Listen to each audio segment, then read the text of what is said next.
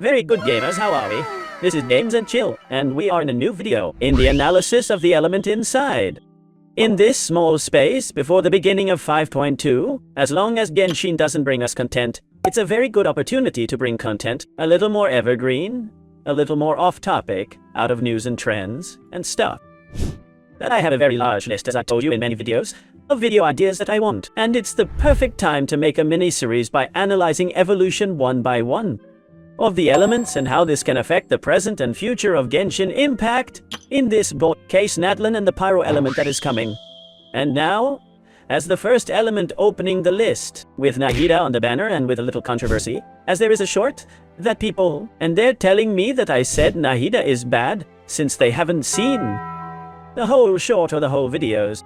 The people who have seen the videos have noticed that my view of Nahida is totally different and is simply another taken out of context more to the list of people who want attention, and that's why he's trying to get me out of context. Good for them.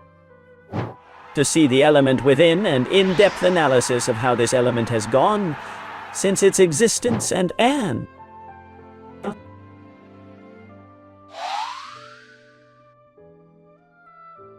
what NATLAN offers us as an evolution of this element, including the characters inside. In the comments, which is the next element you want to analyze, or which you want most. I'm sure a lot of people say the pyro, so leave someone there with the pyro element, Phil, and who's me. Like the pyro element, vote there in the comments and make it a vote.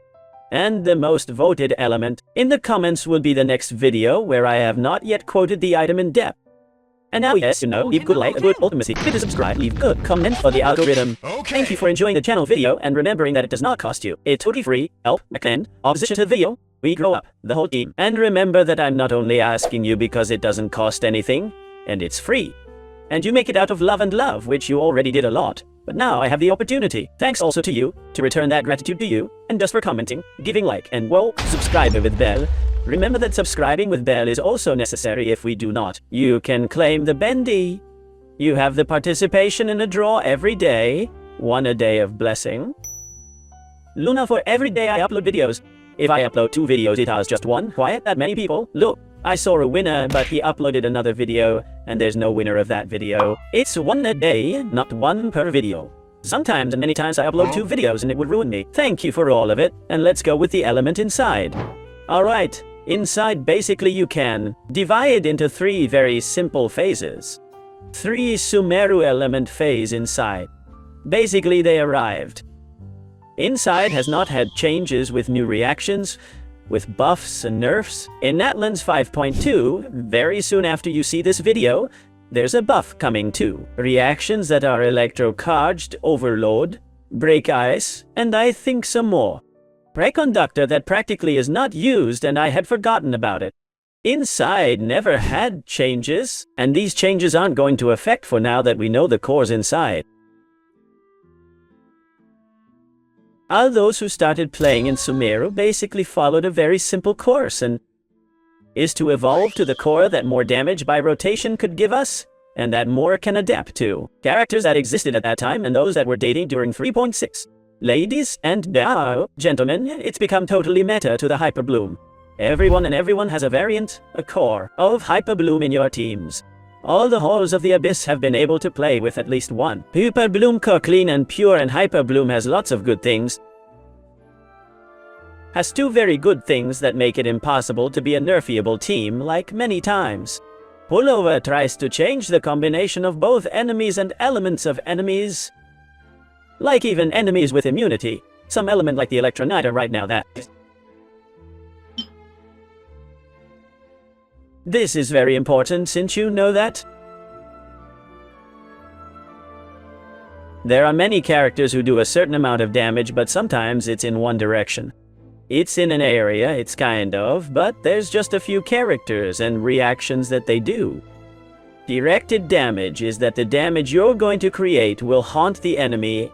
And yes or yes. Examples of this are obviously the Hyperblooms, and also, for example, the ability of Yellen, that once you hit the normal attack, the 3 threads that do damage Hydro go straight to the enemy, so move. Examples otherwise is the charge of Novalet, although it has an area very big, and this is very good and is the best DPS of the game if you throw the loaded Novalet towards the wall of the Abyss and not towards the enemy. the enemy will not receive the damage and you will lose. The first point in favor of the Hyper Bloom is directed damage. Second point in favor of the Hyper Bloom cores inside Electro Hydro. And then you can repeat some of these elements for consonances, more life with Hydro, more energy recharge, well, more particles rather, with Electro, and more mastery consonant within, is that the main source of damage to this equipment is not a single element. Many cores, mainly steaming cores, which are played a lot today with Alecchino or gaming, or the cores D, only one element, such as Novelet Monohydros, are easily nerfeable with enemies who have that element applied and are immune to that element, like the Hydromimetic Tull. That is immune to the Hydro, you can't hit him with Novelet. Or for example, if you want to play Hu Dao, Alecchino or gaming, to give a very clear example of equipment that are based on making vaporized pyro damage. Basically many enemies immune to pyro, you won't be able to give them any harm and you. I don't know if this can be said on YouTube, it's gonna hurt. Which divides its damage into two sources. One is a source of damage inside, which are the balls themselves, and then you can use a carry Electro. There are also cores of Alhaitham, Ginish or Tignari with more damage inside, which are a little more limited without immune enemies, so with resistance inside, like the chicken that's here on screen. Or like the Junkasaurio that's a chicken, but that's eaten a lot for Christmas, Merry Christmas. Venezuela, that is already Christmas in Venezuela. And those enemies have resistance inside, with which it would hurt you, but there are adaptable Hyper Bloom cores that may have sources. Double damage, Electrosource damage, source damage inside, so if you get nerfed inside, you're still doing a lot of damage to your Raiden, to your Sinnoh, to your Ye, to your Chlorind, and others. More sources than there can be, and vice versa. If you get nerfed by the Electro damage, you'll still be passing good damage with damage inside the Hyper Bloom. Now all the other reactions as well concretely continue to play the Agraves to a lesser extent, which are only Dendros, Electros. And if the carry is Electro, then you're going to play an extra Nemo to lower resistances, and the Bloom the Nilo cores, which did play for a long time, and were considered very useful equipment. And above all of low investment, since Nilo level 90, Chero, and with talents to 1, is already more than enough to put you together a team from Bloom, but to this day the Bloom is very much in disuse. Practically the fall. People don't play Bloom anymore, and the Graves cores did improve a little bit with Shilonen. Surprise, but we pass through Fontaine now. In Fontaine, above all the goal was monopolized by Noivillette and Alecchino. Alecchino had no cores related to Dendro until the arrival of Emily. In 4.7 and a team of Alecchino burning rose with Bennett, Emily and Kazuha.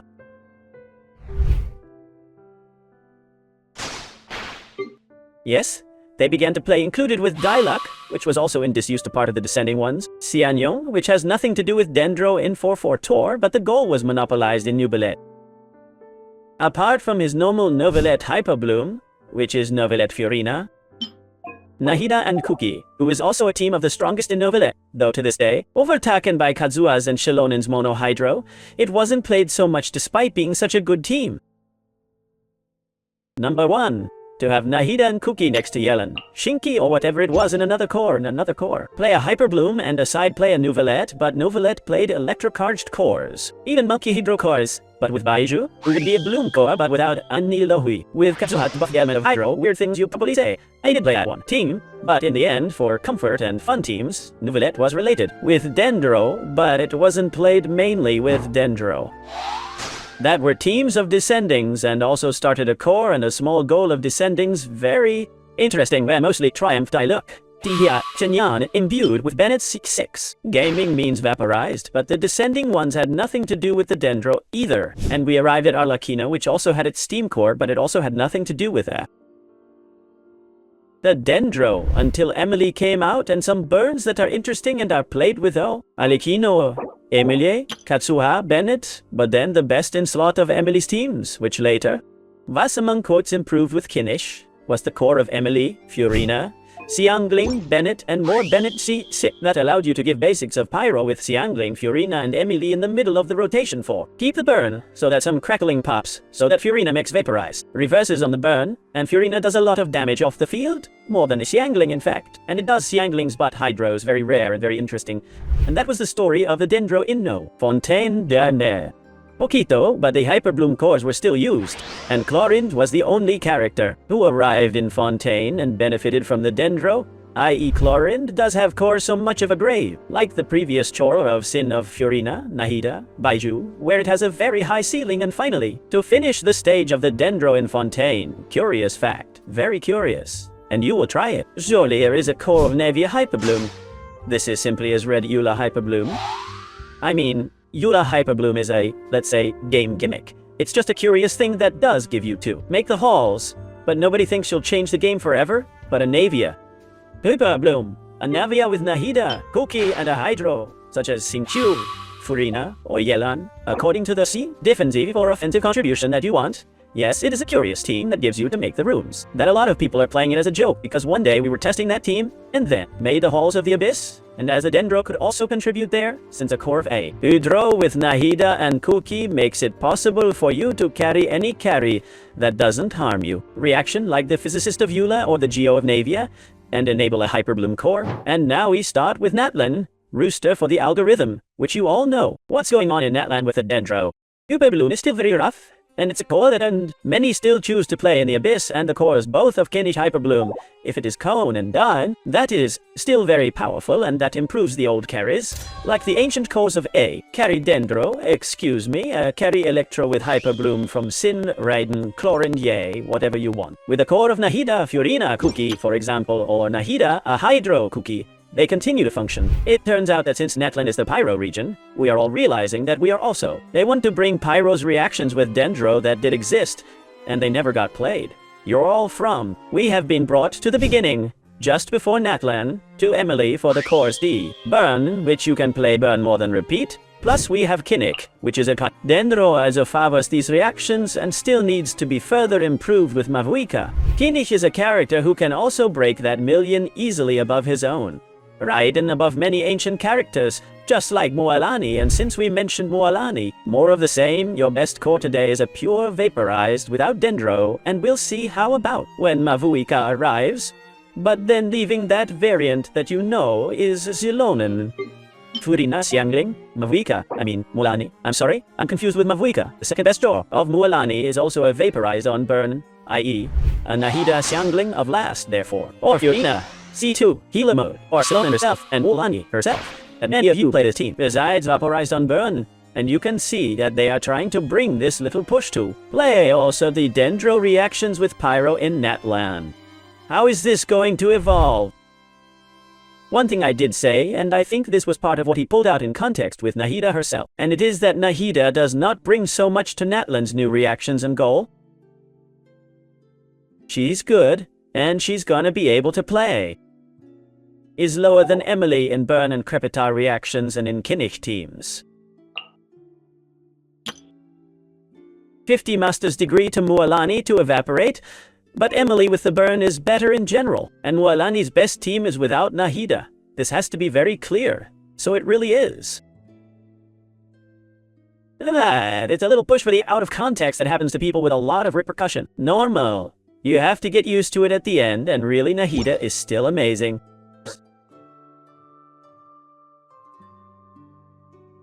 Means he's still one of the 3 or 4 best characters in the game, but there are people who want to hear only punctual things to see if it says here I am going to dedicate hours of my time to games and chill. And what about NATLAN? Mavuika has a lot of paint, and this is interesting that we will be very well enabled by these Burn reactions. And Crepitar, because as I commented in other videos, there's a little clue that's happening to us without Xiangling. And is that Xiangling in Kinnish, Furina, Bennett, Kinnish, and Xiangling bar Mavuika in the future applies so much Pyro that Furina cannot generate too many cores inside to crack them. Surely Mavuika applies less Pyro than Xiangling to make that core stronger, so that the Burn reaction can be maintained with vaporized on top of Furina, but that at the same time Furina has some extra hit, or that its application is sufficient with the application, a little bit smaller than Mavuika or Xiangling Pyro that comes out so they jump more crackle. And this also benefits some other cores, maybe Moalani's in the future, where you can play Moalani and vaporized on Burn, and a part also skips some damage of deviated. Extra cracking off the field that this could be very interesting and would increase the damage of the equipment. So this video is very interesting, and this I explained to you. I already stopped at the technical part and end. It's hard that always many newer people say, but what does it say? Is it speaking in Chinese? Why do you speak in Chinese? No. Let us go with the easiest part. It's noticeable that they want that we play crackling and burning in NATLAN apart from pyro reactions that were not played. That's why the electrocharged bufo and the overload to play overload and super vaporized, which is pyro's reaction to the electrocharged, which is an imbued enemy of electro and hydro, at the same time and receiving electrocharged damage, and jumps a vaporized over the hydro and an overload on the electro with the pyro on the electro.a. That's easy. That they are going to throw a little more evolution, at least to try more these teams. Finish today. Today and at the same time, Moalani are climbing positions in the best teams of the game, and will do more with it. Then Nouvelet, Alekino and Gaming. So it looks like Kinish and Moalani are going to start now. Climb and get more or less in that position, moving below the hyperbloom of these two. It is not known yet. Mavuika is missing. It is a speculation. But yes, that the final evolution of the four Dendro, and as a final conclusion is you're going to keep hyperbloom teams as cores. Let's say, today traditional that everyone will always use in the game and never leave. Be strong like the Raiden National that many of you play, which is the other example to compare. Perfectly. In addition to that, the Raiden National will suffer a buff to the reactions Electro. But to this day, surely, I believe that for the goal and evolution they want to have, to sell new characters, they're going to try to position even better the Burn and the Kreptide. Mainly from Kinich above the Hyperbloom cores, and we'll see how it goes and how it scales this.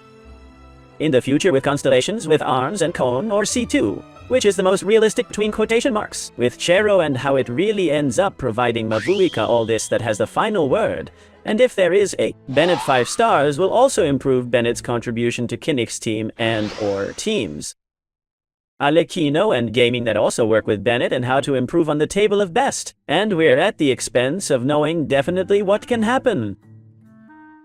But the end result is that the Hyperbloom remains as a very powerful team and will stay as a team that everyone will always play and burn is, and the Kreptide, on the way up with the expectation that at least the best in slot of the Kinnish burn team, with Furina Bennett Mavuika, which is literally all Archontes in short, seems to be able to, that they want to position it above the damage level. That's the forecast and we are, the expense of Mavuika to confirm it, and it may happen that this does not happen. This is evolution of the element within the current, and as I say, when we have the 5-3 we will definitely know if this is going to be fulfilled like this, or the Hyperbloom will remain stronger than the Burn in the Kreptide, which will also is a situation that can be given, and that would not change anything either. Our pixels is simply a little bit more. Leave a good like, a good use for Bennett. Subscribe and leave a good comment for the algorithm. This will be the analysis of it. I want you to make a competition, as I say, with votes in the comments, to see what the item that interests you most and you want it to be the next video of analyzing an element, complete with its history, its trend, its evolution, and surely it is a pyro because NATLAN is a pyro nation, so I'm preparing the script, gentlemen, with Alekino, with Gamin, with Kinnish, with Siangling, with Mavuika, with Bennett, the Archon Pyro, with Emily, yes, friends, and with everything that comes in NATLAN and little more. Have a very good day, don't be mini-minus and bye.